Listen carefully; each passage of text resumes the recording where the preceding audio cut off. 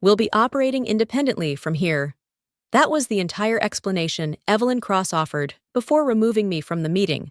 No questions, no technical review, no pause to acknowledge the system running beneath her feet. One sentence, delivered with the calm confidence of someone who believed authority alone could replace architecture. I'm Kira Miles. For more than a decade, I designed and maintained the logistics platform that kept this company breathing. Not the dashboards executives love to screenshot, but the underlying logic routing decisions, load balancing, failover paths, exception handling, when freight moved smoothly and audits passed quietly. It wasn't luck. It was my system absorbing chaos so others never saw it.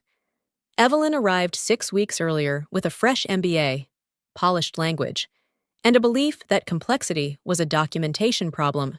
She spoke fluently about internal alignment and ownership clarity, as if software behaved better once renamed on a slide deck. To her, technology was transferable. Replace the vendor, migrate the knowledge, move on. The meeting ended faster than it began. My access badge stayed active. My calendar emptied itself, and the conversation moved forward without me. No one asked how the system handled live dependencies. No one asked what failed first if it was interrupted. They didn't ask because they assumed they already owned the answers. Walking back to my desk, the realization settled in with a slow, unpleasant weight. This wasn't about reducing expenses. It wasn't about strategy. They didn't just want me gone, they wanted what I built, detached from the person who understood it. Evelyn followed up within the hour. Her message was polite, almost cheerful.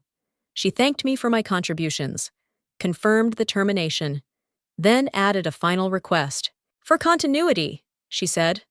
The company would need full delivery of the system logic, control frameworks, and operational rules. I read the line twice. She wasn't asking for documentation. She was asking for the heart of the system. I closed the message, leaned back, and let the insult fully land. Evelyn believed systems could be transferred like office furniture. My answer formed quietly. Without anger, not today. How are you feeling right now, still calm? Or did that last moment hit a little too close to home? If you can, take a minute to stand near a window and let your eyes rest on something far away: trees, rooftops, even the sky. It's a simple way to ease mental fatigue without doing anything complicated. Where are you listening from today? Drop it in the comments. And if this story speaks to you, stay with me and subscribe. You won't want to miss what comes next. Because after that email, the real test was just beginning. I built the system long before anyone trusted it, back when trucks lined up without schedules, drivers waited for instructions that never arrived, and warehouse managers made decisions with paper notes and crossed fingers. I didn't fix that with buzzwords. I fixed it by sitting with dispatch logs, walking loading floors, and watching where reality broke the assumptions executives like to make. Every rule inside that platform came from friction, missed handoffs, bottlenecks at dawn, traffic patterns that didn't care about projections. I wrote logic that adapted, rerouted, and corrected itself in real time. Auditors stopped flagging us. Delivery windows stabilized. One endangered contract worth more than the entire technology budget was saved because the system finally behaved like the world it operated in. That history didn't make it into Evelyn's slides. To her, the system appeared fully formed, like software had simply arrived one day and begun working out of courtesy. She talked about optimization narratives and resource rationalization, phrases polished enough to impress people who never had to test assumptions against asphalt. When she asked how something worked, she didn't want explanations.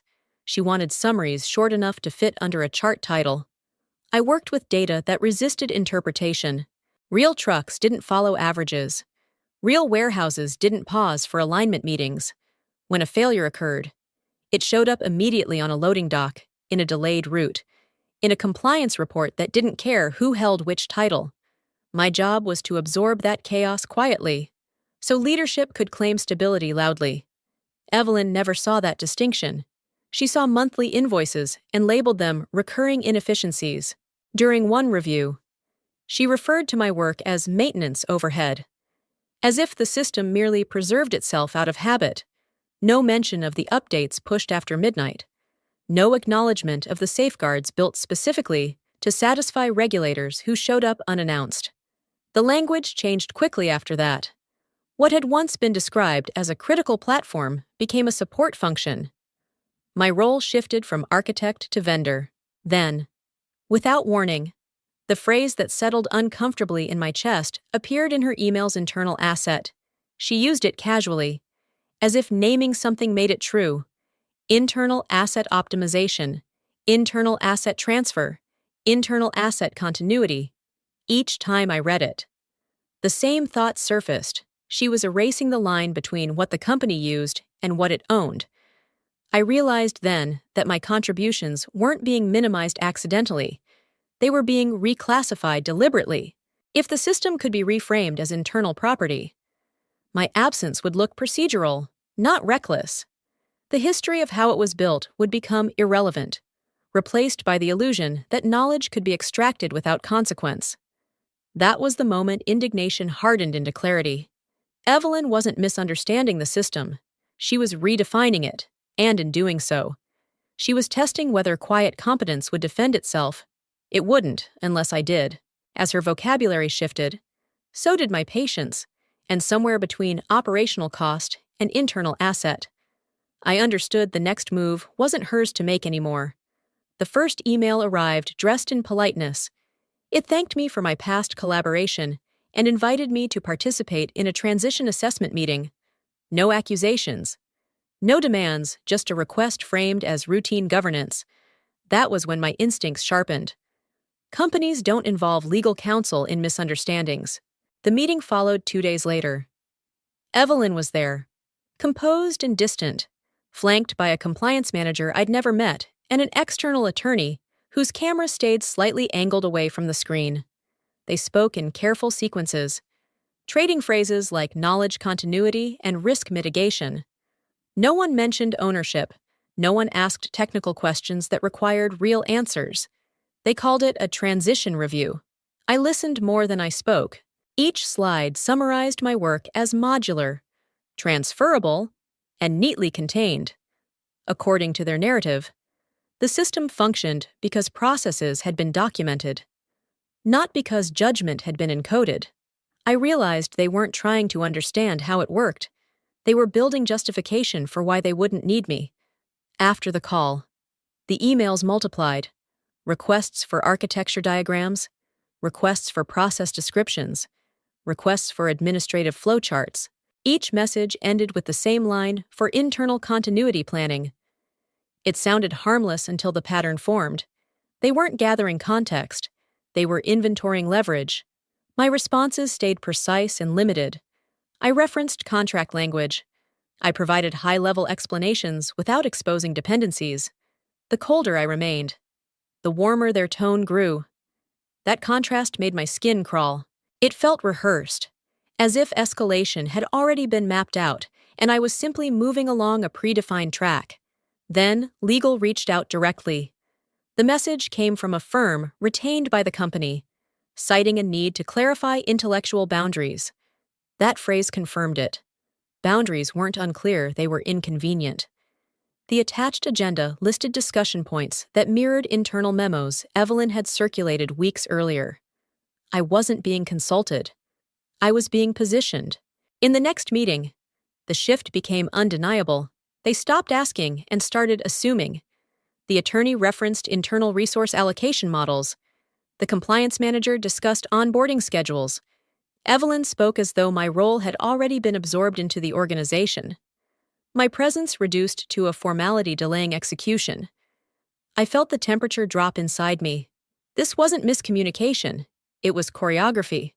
They framed their intent carefully, not acquisition alignment, not takeover continuity, every term designed to obscure the reality that they were preparing to extract something they did not own. When I corrected their assumptions, the room went quiet. Not confused quiet, calculating quiet. Evelyn finally said it aloud near the end of the call. To ensure stability, she explained, the company would require full access to the source code repository. along with credentials to the operational infrastructure. It was delivered calmly, like a reasonable request that shouldn't require resistance. That was the moment my suspicion crystallized into certainty. Source code was one thing, infrastructure access was another. Together, they formed control, and control was never mentioned by accident. I asked her to repeat the request, partly to confirm I'd heard correctly, partly to let the implication hang in the air. She didn't hesitate. They weren't transitioning a system. They were attempting to absorb it whole, then sever the link to its creator. Every step, the meetings, the language, the legal framing had been designed to make the outcome feel inevitable. I ended the call professionally. No raised voice, no refusal yet, just acknowledgement. But as the screen went dark, a cold clarity settled over me. They believed the process would protect them, that procedure could replace consent. They were wrong. Because once they asked for both the code and the keys, the question stopped being about cooperation. It became about defense. And this is where things get weird. I didn't raise my voice when I opened the contract. I didn't need to. The document had been negotiated slowly, line by line, years before Evelyn Cross ever set foot in the building. It was written for moments exactly like this. When confidence tried to replace consent, I quoted the clause calmly during the meeting, reading it as it appeared on the page. Full ownership of all system architecture, logic, source code, and operational infrastructure remained solely with me. The company was granted licensed use only, limited to defined outputs and performance results. No duplication, no transfer, no derivative use. The language was clean, unambiguous, and legally dull, the kind that doesn't make headlines but survives courtrooms. Evelyn listened with her head slightly tilted, fingers folded as if patience itself were a strategy. When I finished, she smiled and responded with what she called standard enterprise interpretation. In her world, anything developed while solving a business problem eventually belonged to the business. That was how modern companies operated. She said, the words were smooth, rehearsed, and strangely empty. I didn't argue philosophy. I pointed back to ink. Contracts don't adapt to trends. They don't care about corporate vocabulary or executive confidence. They only care about what was agreed to when leverage was balanced. This one had been signed by legal, approved by the board, and renewed without modification year after year. It existed precisely because assumptions tend to shift when power changes hands. Evelyn countered again, this time invoking efficiency and continuity. She framed ownership as a risk management necessity, not a grab for control. If the system was critical, she argued, then the company had a responsibility to internalize it. Her tone suggested this was obvious, almost ethical. I acknowledged her concern without conceding ground. Responsibility didn't rewrite agreements. Importance didn't dissolve boundaries. If the company wanted ownership, it could have negotiated for it. It hadn't. Instead, it licensed access because access was cheaper and faster. The room grew quiet, not hostile calculating. Legal eyes moved between screens. Someone muted themselves to whisper advice off camera. I stayed still, letting the contract do the work I didn't need to perform. Eventually, Evelyn concluded the discussion. She said they would review options internally and thanked me for my cooperation. The call ended without resolution, without courtesy, without even a pretense of mutual understanding.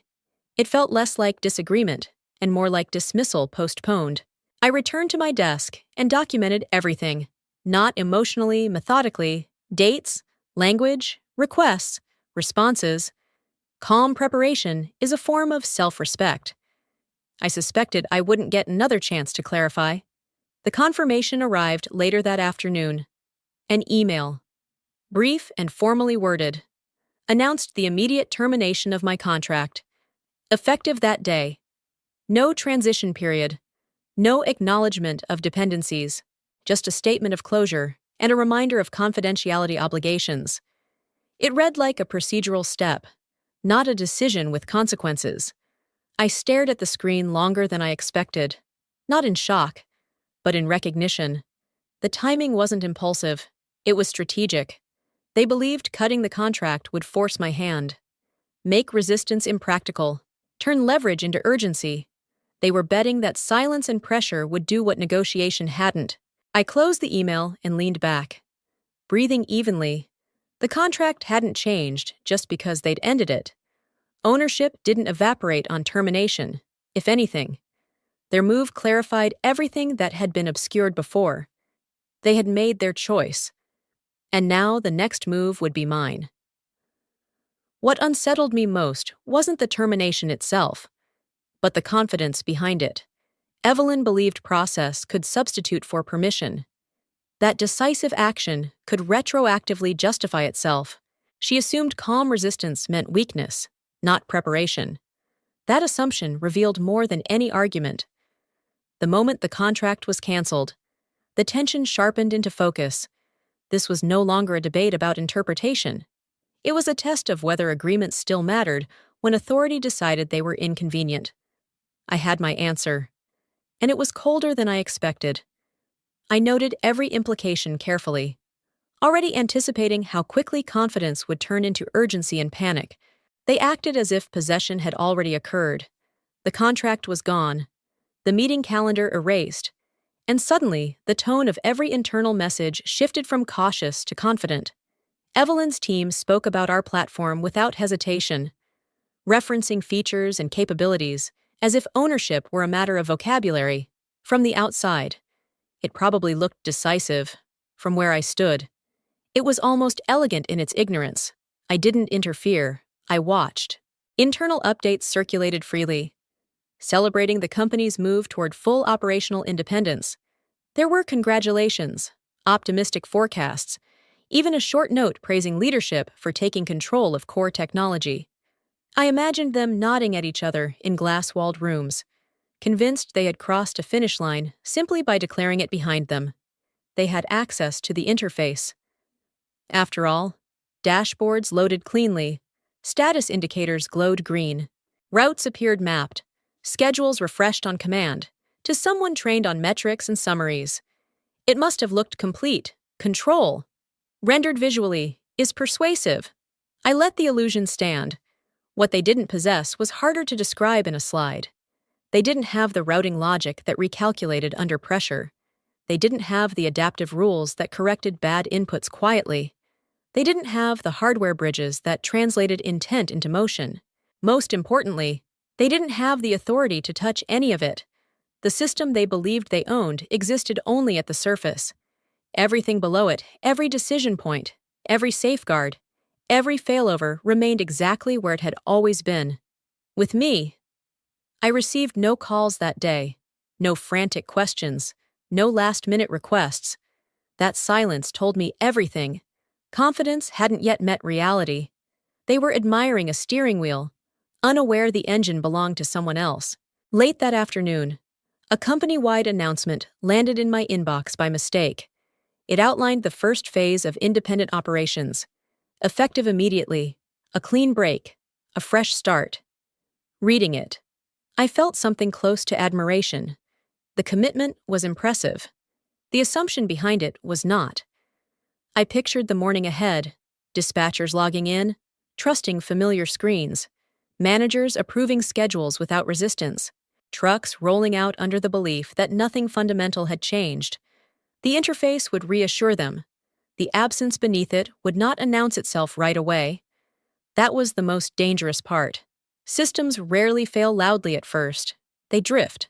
They hesitate. They contradict themselves in small ways that people initially blame on human error. A delayed update, a duplicated assignment, a route that looks correct until it isn't. Without infrastructure, those small discrepancies compound. I made no predictions. I didn't need to. The architecture was doing exactly what it had been designed to do, protect itself from unauthorized control by remaining politely unresponsive. The next morning arrived quietly. I imagined Evelyn reviewing reports, pleased by the lack of immediate disruption. Confirmation bias is efficient that way. When nothing breaks at once, confidence hardens quickly. I stayed still. By mid-morning, minor anomalies would begin surfacing. Nothing dramatic, just enough to require explanation. By afternoon, Coordination would feel strained. Decisions would start conflicting with outcomes. People would double-check systems that insisted everything was fine. I allowed myself a small, private smile, not satisfaction, recognition. The company believed control came from declaring independence. They believed the visible parts were the whole. They believed ownership could be inferred from access. Their first day operating alone was about to teach them otherwise. You will want to stay until the end to hear this part. As confidence settled in, the silence began. Not dramatic silence, but the quiet that creeps in when numbers stop moving. On their screens, dashboards still refreshed. Status lights stayed green, yet beneath those calm displays, data streams stalled, one by one, without alarms or warnings. By late morning, updates arrived slower than usual. Dispatch logs showed timestamps that refused to advance. Route recalculations paused mid-cycle. To anyone watching the interface, it looked like temporary lag. To the system itself, it was a clean disengagement, working exactly as designed. The first truck arrived at the wrong warehouse just after noon. Nothing catastrophic, just inconvenient. A driver followed instructions that were technically correct an hour earlier. The dock manager assumed a manual error and reassigned the load. No report was filed. No escalation triggered. Small mistakes are easy to dismiss when screens insist everything is normal. Then another vehicle appeared at the same bay, scheduled for the same window. Two drivers, both confident, both holding identical digital assignments. The software had not updated conflicts because the logic layer was no longer responding. Still, the dashboard showed perfect coordination. Inside the company, confusion stayed contained. Managers blamed training gaps. Supervisors blamed communication. No one blamed the system. Because the system appeared calm, green indicators have a way of silencing doubt. From my side, the pattern was unmistakable. Cached data was being reused. No new signals were flowing. The interface was replaying the past while reality drifted forward alone. That separation, once subtle, began widening by the minute. By mid-afternoon, trucks queued where they shouldn't. Traffic bottlenecks formed without explanation. A delivery arrived early, another late, both justified by data that no longer matched the ground. People started calling each other instead of trusting the screen. That was the first real sign of stress. Still, no one called me. I imagined Evelyn reviewing summary reports, reassured by metrics frozen in their last healthy state. In her world, problems existed only when charts reflected them. The absence of alerts felt like proof of control. Then the gap grew too wide to ignore. A warehouse supervisor flagged inconsistent counts. Dispatch noticed duplicate routes. Customer service received a complaint about a missed window that the system insisted had been met. Reality had begun openly contradicting the interface. At that moment, tension shifted from background noise to something sharper. Meetings were scheduled hastily. Screens were refreshed repeatedly, as if repetition might force truth to appear. But the system remained politely silent, offering no explanations, no errors, no signs of distress. That silence was intentional. The architecture had been built to fail quietly when touched without permission. No crashes, no warnings, just a gradual withdrawal of coordination. It prevented damage while revealing dependency, a safeguard mistaken for compliance. Late in the day, a regional manager finally questioned the data itself. When that doubt surfaced, everything else unraveled quickly. Manual overrides conflicted. Corrections created new errors. The illusion of control fractured. By the time evening approached, the company was no longer operating independently. It was improvising, and somewhere between frozen timestamps and misplaced trucks, they began to realize the truth. The system hadn't broken. It had stopped listening. The realization arrived unevenly. Some denied it. Others argued. A few quietly panicked. Phone calls replaced messages.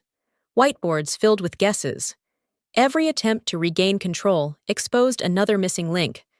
The more they pushed, the quieter the system became, refusing to acknowledge commands it was never authorized to receive. I felt the tension through second-hand reports and accidental emails. The silence they faced was not emptiness, but resistance.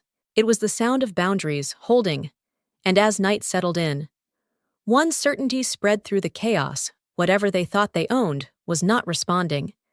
Something essential was absent, and tomorrow would demand answers they were not ready to give. I stayed still, aware that escalation had only begun. Silence had done its work. The system had spoken without words, and the consequences were now unavoidable. Moving forward, whether anyone felt prepared or not, this was just the beginning for all of them. The silence didn't stay contained for long. It never does. Systems can fail quietly, but people don't. Once the gap between what the screen promised and what reality delivered grew wide enough, the damage started traveling faster than any data stream ever could. It began with customers. A logistics coordinator flagged a missed delivery window that the system still showed as completed. Customer service dismissed it at first, blaming traffic. Then a second complaint arrived. Then a third. Each one referenced data that insisted nothing was wrong. That contradiction unsettled people more than an outright failure would have. Inside the company, voices rose, not shouting, yet just sharper, tighter. Emails multiplied. Someone forwarded a message with a single line highlighted in red: client threatening penalty if delay confirmed. Another reply followed within minutes.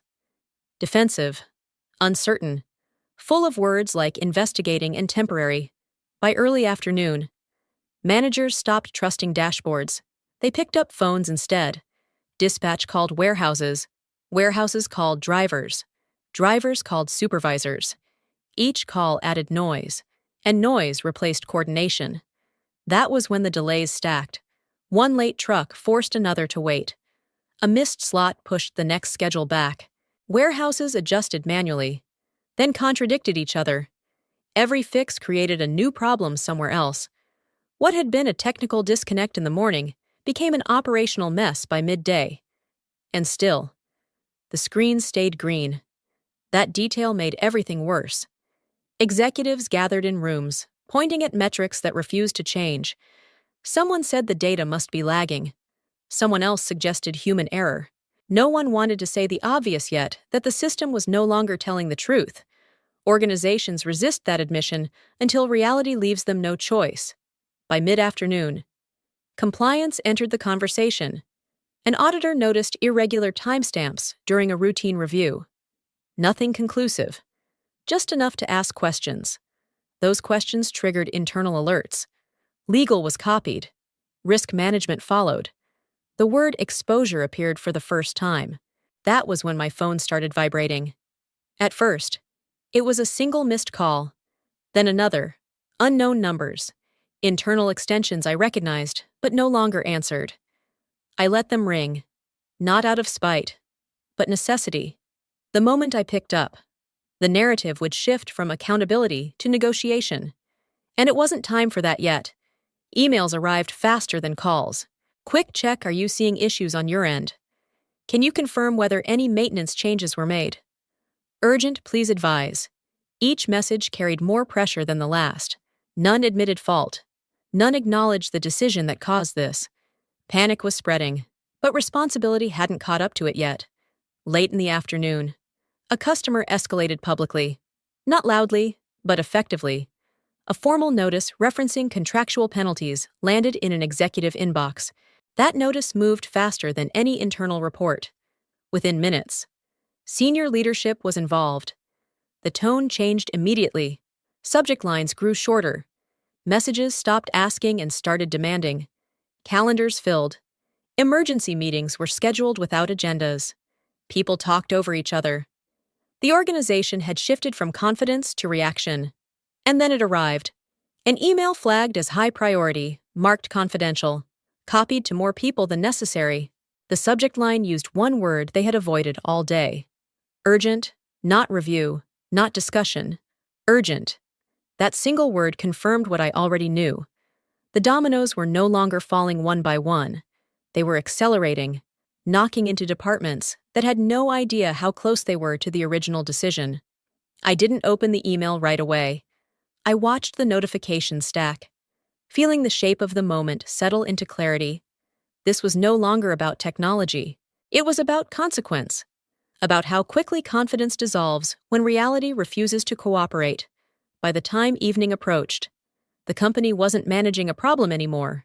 It was responding to a cascade, and somewhere inside that noise, they were beginning to understand a truth they had dismissed earlier. They hadn't lost control all at once. They had given it up, one assumption at a time.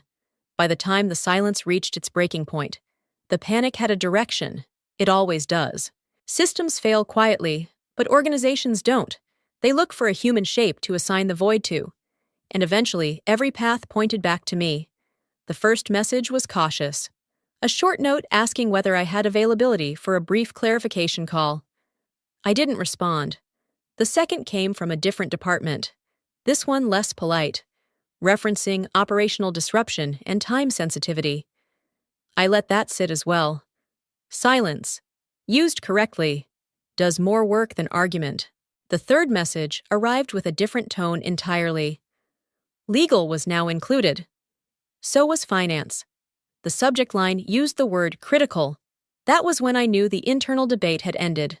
They were no longer asking whether they needed me. They were asking how much it would cost to admit it. I replied with a single sentence and a calendar slot. The call filled quickly, too quickly. Faces appeared in small rectangles, some tight with urgency, others carefully neutral. Evelyn was there, composed but visibly rigid. Around her sat people who understood numbers, liability, and consequences far better than she did. No one wasted time on pleasantries. I spoke first. I explained that restoration was possible, but not automatic. The system had not malfunctioned. It had withdrawn. Reversing that required deliberate action, and action came with terms. I outlined them calmly, one by one: an emergency restoration fee, significantly higher than the original contract, a written acknowledgement that all intellectual property, logic, and infrastructure belonged to me, and a revised agreement, stricter than before, defining boundaries that could not be reinterpreted later. No one interrupted. Evelyn reacted exactly as I expected. She called the proposal unreasonable. She said it sounded like coercion. Then she used the word extortion, carefully, as if testing whether it would stick. Her voice stayed controlled, but the edge was sharp. She framed my conditions as an attempt to profit from disruption I had caused. I didn't raise my voice. I didn't defend myself emotionally. I corrected her factually. The disruption was the result of unauthorized operation. The terms were the cost of reversing it under emergency conditions. Those were not threats. They were prices. The room shifted. Finance asked for clarification on timing. Legal asked whether the acknowledgement could be limited in scope. Operations asked how long the system would take to stabilize once restored. Each question assumed acceptance. Each one moved past Evelyn's objection without acknowledging it. She tried again, pushing back harder, insisting this set a dangerous precedent. That was when the chair of the board spoke. His voice was steady, almost bored. He told her to stop. The silence that followed was heavier than anything the system had produced. He addressed me directly, asked whether my terms were final. I confirmed they were, asked whether restoration would be immediate upon execution. I said yes. Asked whether there were alternatives. I said no. He nodded once. Evelyn started to speak again, but the chair cut her off without looking at her. He instructed legal to proceed and finance to prepare the transfer. The conversation moved on, as if she had never objected at all. Authority doesn't argue when it recognizes necessity. It simply reallocates relevance. I watched Evelyn's image shrink slightly as the call progressed. Not literally, but functionally. She had become background. Her confidence, once loud enough to end contracts, now had no leverage against operational reality. Documents were shared, language tightened, numbers finalized. The acknowledgement clause went through unchanged, no negotiation, no reframing. The urgency had erased appetite for debate. When the call ended, nothing felt triumphant, it felt settled. Power doesn't announce itself when it works. It waits. listens, and speaks only when conditions make resistance inefficient. I hadn't raised my voice once. I hadn't threatened anyone. I had simply named the cost of pretending independence where none existed. The transfer notification arrived minutes later. I confirmed receipt, stood up from my desk, and prepared to bring the system back online. The terms were locked, the boundaries restored. Whatever followed would unfold on ground that could no longer be blurred. Silence had done its job. When the transfer cleared, nothing dramatic happened. No alerts, no applause, just a quiet confirmation line in my account. Time-stamped and final. That was enough. Words had already done all the damage they ever would. I didn't call anyone back. I stood up, walked into my workspace, and powered on the control console the way I always had, slowly, deliberately, in the correct order. This wasn't a restart. It was a return. The system had never been broken. It had simply been waiting. Data channels came online first. Live input replaced cached assumptions without resistance. Timestamps began moving again. Not in jumps, but smoothly, as if they had only paused to listen. I watched the first recalculation complete itself, rerouting a delayed shipment without human intervention. That was the moment I knew everything downstream would follow. 5 minutes in, the conflicts dissolved. Duplicate assignments corrected themselves quietly. Trucks that had been drifting off schedule received new instructions before drivers had time to question the delay. Warehouse queues reshaped without announcements, without managers needing to intervene. The system didn't scramble. It resumed. At 10 minutes, traffic patterns normalized, bottlenecks released in the exact sequence I had modeled years earlier. No panic signals, no recovery mode, just coordination returning to its natural rhythm. I checked nothing twice. There was no need. By minute 15, compliance indicators shifted from caution to neutral. The logs documented the disruption as an external interruption and closed the loop cleanly. To an auditor, it would read as delay, not failure. That distinction was intentional. Real systems don't beg forgiveness. They document truth. My phone vibrated on the table beside me. I didn't look at it. At 20 minutes, the dashboard turned fully green.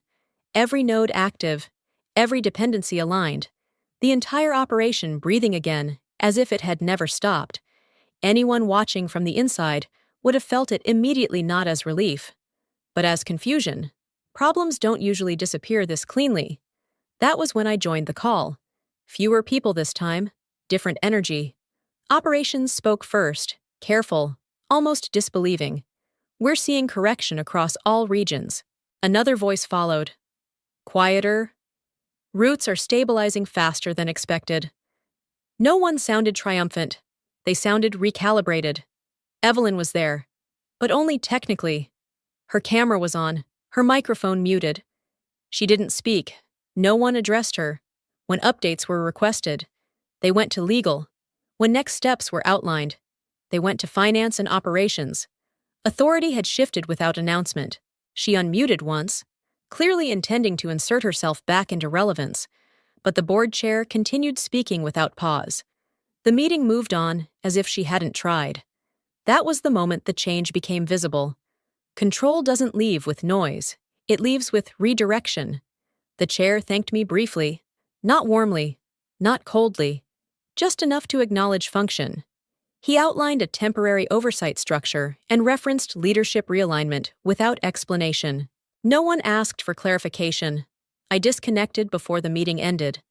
The release didn't feel like victory. It felt like pressure easing off a joint that had been misaligned for too long. The system was whole again. The boundaries were restored. Nothing else needed my attention. Minutes later, a new meeting invite appeared. Smaller group. Strategic review. Evelyn's name wasn't on it. I declined for now. The system didn't need supervision. It needed respect. And for the first time since all this began, it had it. I sat back and watched live data flow cleanly across the screen. Not with pride, but with certainty. The difference mattered. Pride seeks recognition. Certainty requires none. They had tried to take control by declaration. I had returned it by execution. And once action replaces argument, there's nothing left to debate. Silence followed the restoration. But it was a different kind than before. Not the tense quiet of systems holding their breath, but the hollow pause that comes after damage has already been tallied. The dashboard stayed green. Operations moved forward. And yet, no one reached out to say thank you. There was no apology, no acknowledgement of error, no message from Evelyn attempting to reframe what had happened. Her absence was more noticeable than her voice ever had been. The organization had shifted, and it did so without ceremony. The first communication arrived the next morning from someone I hadn't dealt with before, a senior vice president. Careful with language, precise with tone. The email opened with appreciation for my professional response under pressure. It referenced resilience, continuity, shared objectives, everything except responsibility. I read it slowly, noting what was missing. Evelyn's name did not appear. Neither did the word mistake. The proposal followed in the second paragraph. A renewed partnership, structured differently this time. Clear acknowledgement of intellectual property ownership, expanded scope, higher compensation, longer commitment. It was framed as an opportunity, not a concession. But the subtext was obvious. They wanted stability. And they now understood what it actually cost.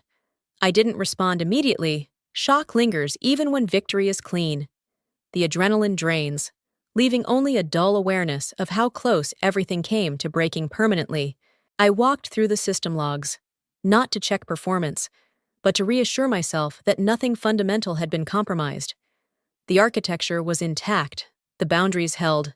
Later that afternoon, another email arrived, this one shorter, direct.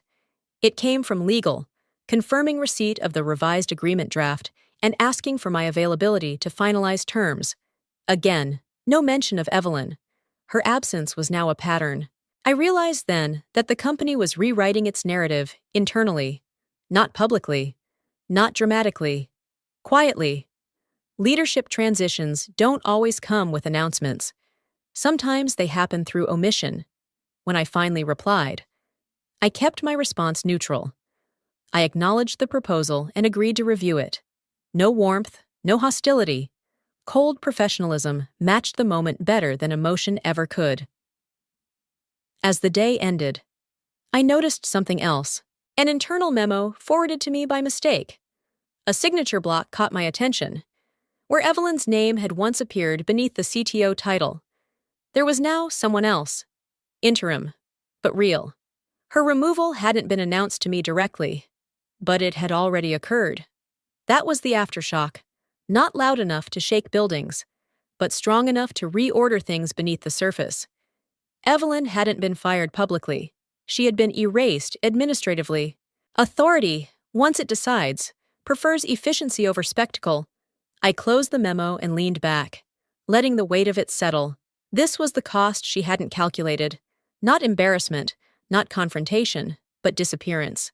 In organizations like this, being quietly replaced is the closest thing to judgment. The silence that followed felt colder than the crisis itself. No one needed explanations anymore. The system worked. The contracts were clear. The leadership reshuffled itself accordingly. I looked at the new proposal once more, understanding what it represented. Not reconciliation, but recognition. They had tested a boundary and learned which side of it they stood on. There would be negotiations ahead, meetings, revisions. But the imbalance was gone.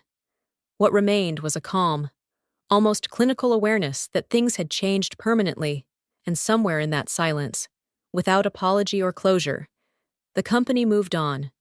So did I. That evening, as notifications slowed and offices emptied, I sat with the unfamiliar stillness. Crisis creates noise. Resolution leaves space. In that space, patterns become visible. I understood then that trust would never return to its original shape. But it didn't need to. The system had proven itself. And so had I. The rest would be handled through documents, signatures, and careful distance. What lingered wasn't anger, but a sharpened awareness of how quickly authority changes hands when certainty replaces confidence. Experience had taught me that survival in silence often matters more than victory in noise. Always. Silence didn't mean the end of negotiation, it meant the beginning of terms that actually mattered. When the revised contract arrived, I opened it slowly, not out of hesitation, but discipline. This was the moment where leverage turned into structure. I didn't ask for revenge clauses or symbolic apologies. I rewrote the agreement to reflect reality. Ownership was defined in plain language, repeated where necessary, and protected from interpretation. Every layer of the system, from logic to infrastructure, was named explicitly. Access was licensed, temporary and revocable. Nothing implied transfer, nothing relied on goodwill. The company responded without argument. Their legal team proposed minor wording adjustments. I declined. Finance questioned pricing tiers. I held them. Operations asked for flexibility. I offered predictability instead. Control doesn't come from being accommodating, it comes from being precise. Each concession I refused removed ambiguity they had previously exploited. When the final version circulated internally, it did so with unusual speed. Approvals arrived without commentary. Signatures followed without ceremony. No one tried to reopen discussion about ownership. That question had been answered decisively, and everyone in the room understood the cost of pretending otherwise. The agreement restored my role, but not my dependence. I remained external, insulated by terms that recognized contribution without demanding loyalty. The system would continue running under my authority, monitored through defined channels, supported under clear limits. If they wanted more, they would negotiate first, not assume. Signing day felt less like a victory than a correction. Justice rarely feels dramatic when it's done properly. It feels administrative, balanced, final. Shortly after execution, the outreach began. A logistics director from another firm asked whether I consulted independently. A compliance officer from a regional carrier wanted to understand my approach to resilience. An executive I didn't recognize referenced the incident indirectly and requested a conversation. None of them mentioned names. They didn't need to. Reputation moves faster than explanations. What spread wasn't the crisis itself, but the outcome. A system reclaimed without spectacle, a boundary enforced without noise, in an industry built on quiet dependencies. That kind of resolution carries weight. People noticed who held control when pressure collapsed performance. I chose my responses carefully. Not every inquiry deserved engagement. Selectivity became another form of control. I wasn't interested in scale for its own sake. I was interested in alignment, in working with organizations that understood the difference between partnership and possession, inside the company. The tone changed permanently. Requests arrived with context. Decisions were documented before execution. The system was no longer treated as an asset to be absorbed, but as infrastructure to be respected. Authority had been redistributed, and it showed. I reviewed performance metrics weekly, not because I feared failure, but because visibility reinforces accountability. The architecture continued to adapt, improve, and absorb complexity as it always had. Nothing about its function needed to change. Only the assumptions around it had. The rewritten contract didn't just protect my work. It reestablished a principle that had been quietly eroding. Expertise is not interchangeable. Control is not implied. And agreements, when honored, prevent conflict better than trust ever could. As weeks passed, my calendar filled differently, fewer emergencies, more intentional conversations.